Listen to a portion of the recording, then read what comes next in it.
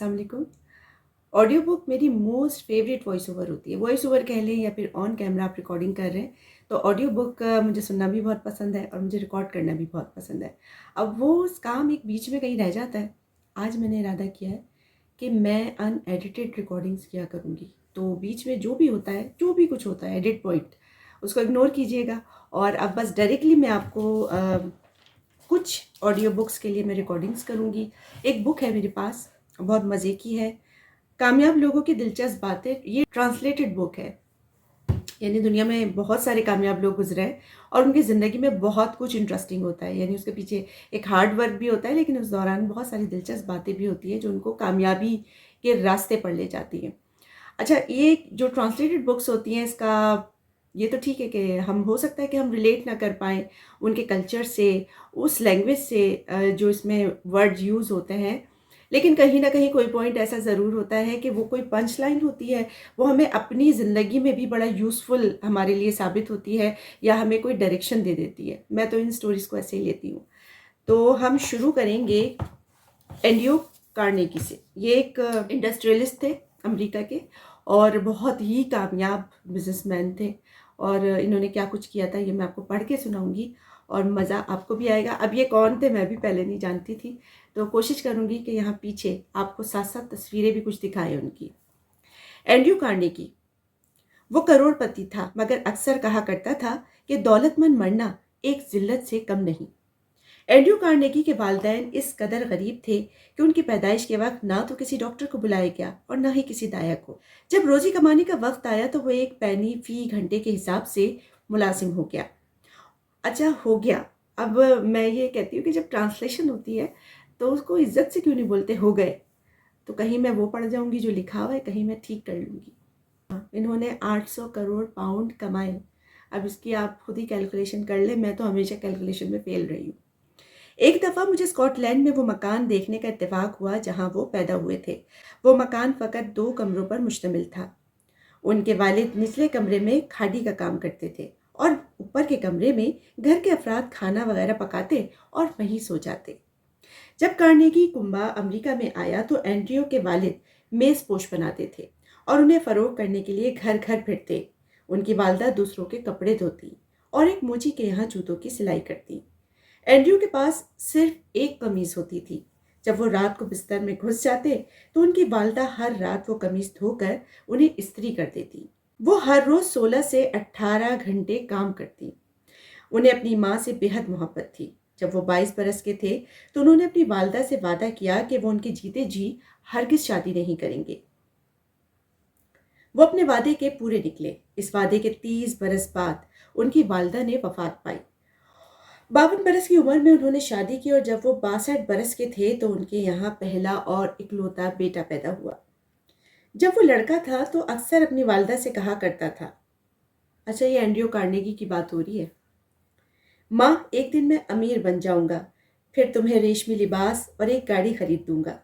वो अक्सर कहा करता था कि उसे जहानत अपनी वालदा से विरसे में मिली है और उनकी कामयाबी का बड़ा राज इससे बेपनाह और गैर फानी मोहब्बत है। वो जब फौत हुई तो उन्हें 15 बरस तक उसका नाम अपने लबों पर लाने की जुर्रत न हुई। उसने स्कॉटलैंड में एक बूढ़ी औरत का कर्जा महज इसलिए चुका दिया था कि उनकी शक्ल उनकी वालदा से मिलती थी। एंड्रयू कार्नेगी लोहे का बादशाह के नाम से मशहूर थे। उनके बावजूद वो लोहे की सनत के मुतालिक बहुत कम वाकफियत रखते थे। उनके मातहत हजारों लोग काम करते थे और वो इसकी निस्बत लोहे के बारे में ज्यादा इल्म और तजुर्बा रखते थे, लेकिन आदमियों से काम लेना आता था। ये सबक मैंने यहाँ सीखा है कि ज़रूरी नहीं कि आप खुद बहुत मेहनत करें, आपको लोगों से काम लेना आना चाहिए। आप इस तरह भी कामयाब हो सकते हैं। और इस बात ने उन्हें अमीर बना दिया था। जिंदगी के इब्तदाई दौर में इसके अंदर लोगों की क़यादत करने, उन्हें मुनज़्ज़म करने और उनसे काम लेने की झलक मौजूद थी। जब वो स्कॉटलैंड में रहता था तो एक दफ़ा कहीं से खरगोशों का एक जोड़ा पकड़ लाया। थोड़े ही दिनों बाद घर के अंदर खरगोश ही खरगोश दिखाई देने लगे। इन सब के लिए ग़िज़ा मुहैया करना एक मसला था। इसे एक शानदार ख्याल सूझा। उसने मोहल्ले के लड़के जमा किए और उनसे कहा कि अगर वो खरगोशों के लिए खाना लाएं तो वो उनके नाम पर खरगोशों के नाम रख देंगे। इस तरकीब ने जादू की तरह काम किया اور خرگوشوں کے لیے خوراک کی بھرمار ہو گئی۔ یہ جو آج کل ہوتی ہے نا ایڈورٹائزنگ، پیڈ پیڈ پروموشنز، وہ اسی قسم کی چیز ہے۔ کئی برس بعد کارنیگی یہی نفسیات کاروبار میں بھی بروئے کار لایا۔ مثلاً وہ پینسلوینیا ریلوے کمپنی کے پاس لوہے کی پٹریاں فروخت کرنا چاہتا تھا۔ اینڈریو کارنیگی نے پٹسبرگ میں لوہے کا ایک بڑا کارخانہ قائم کیا اور اس کا نام جے ایڈگر تھامسن اسٹیل ورکس رکھ دیا۔ ابھی کس کا نام تھا آپ کو معلوم ہے؟ یہ تھا پینسلوینیا ریلوے کمپنی کا مالک جے ایڈگر تھامسن۔ خوش ہو گیا اور اسے اپنے نام پر قائم کارخانے کو لوہے کی پٹریاں تیار کرنے کا آرڈر دینے میں کسی قسم کا اعتراض نہ تھا۔ جب کارنیگی نوعمر تھا تو اسے روزی کی خاطر ایک تار گھر میں بطور قاصد کام کرنا پڑا۔ اس کی تنخواہ 2 شلنگ یومیہ تھی اور اس کے لیے کافی تھی۔ وہ ان دنوں پٹسبرگ میں نیا آیا تھا اور دل میں ڈرتا تھا کہ اگر اس نے کسی دن کسی کے گھر غلط تار بھجوا دیا تو اسے ملازمت سے جواب مل جائے گا۔ لہٰذا اس نے شہر کے تمام بڑے بڑے لوگوں کے نام اور پتے ازبر کر لیے۔ وہ آپریٹر بننا چاہتا تھا، لہٰذا وہ رات کے وقت ٹیلی گرافی کا مطالعہ کرنے لگا اور ہر روز صبح سویرے دفتر کے لوگوں کے آنے سے پہلے ٹیلی گرافی کی مشق کرنے لگتا۔ ایک صبح عملے کے آنے سے پہلے تاروں پر گرما گرم خبریں آ رہی تھیں۔ فلاڈیلفیا پٹسبرگ سے گفتگو کرنے کے لیے بے تاب تھا، لیکن اس وقت ڈیوٹی پر کوئی آپریٹر نہیں تھا۔ لہٰذا اینڈریو نے تمام پیغام خود نوٹ کیے اور پھر انہیں منزل مقصود تک پہنچا دیا۔ جب افسر کو معلوم ہوا تو اس نے کارنیگی کی فوری ترقی کر دی۔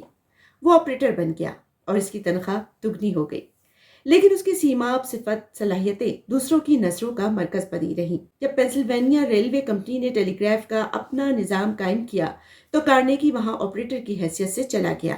وہاں وہ بعد میں پرائیویٹ سیکرٹری اور پھر ترقی کر کے ڈویژنل سپرنٹینڈنٹ بن گیا۔ اچانک ایک دن ایک ایسا واقعہ رونما ہوا جس نے اس کی قسمت کو چار لگا دیے۔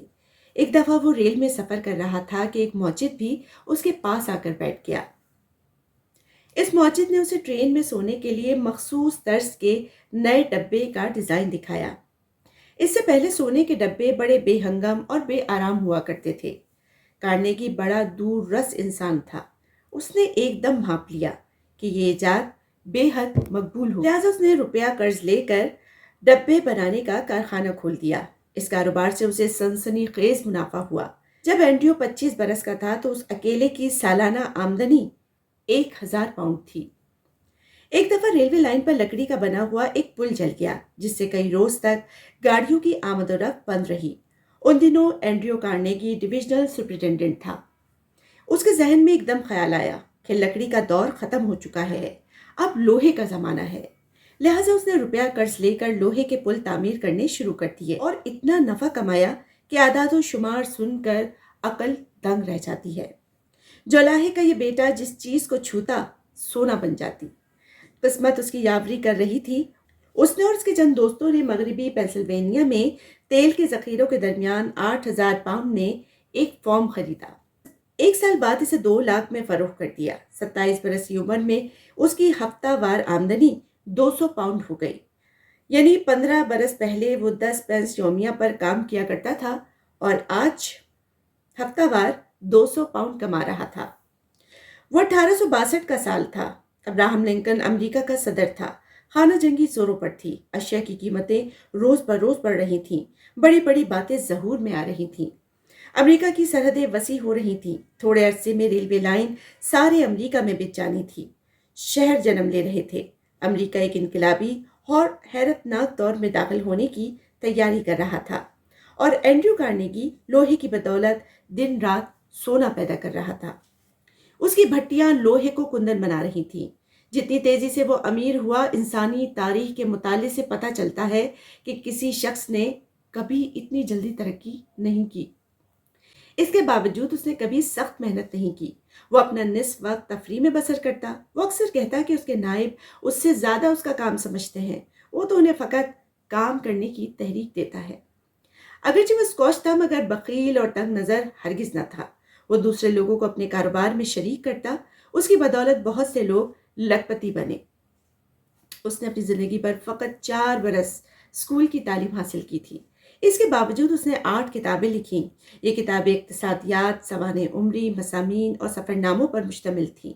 اس نے پبلک لائبریریوں کو 1 کروڑ 20 لاکھ اور تعلیم کی ترقی کے لیے 1 کروڑ 60 لاکھ پاؤنڈز دیے۔ اسے روبی برنز کی تمام نظمیں ازپر تھیں۔ اسی طرح شیکسپیئر کے ڈرامے اسے زبانی یاد تھے اور جب چاہتا انہیں دہرا سکتا تھا۔ وہ چرچ کا رکن نہ تھا، اس کے باوجود اس نے مختلف چرچوں کو 700 باجے دیے۔ اس نے 7.5 کروڑ پاؤنڈ دوسروں کی امداد کے لیے دیے، یعنی ایک سال میں ہر روز 20 لاکھ پاؤنڈ۔ اس نے اخبارات میں اعلان کرا رکھا تھا کہ جو شخص اسے اس کی دولت کا بہترین مصرف بتائے گا وہ اسے انعام دے گا۔ وہ کہا کرتا تھا کہ دولت مند ہونا ایک ذلت سے کم نہیں۔ آپ نے کیا سیکھا اس سٹوری سے؟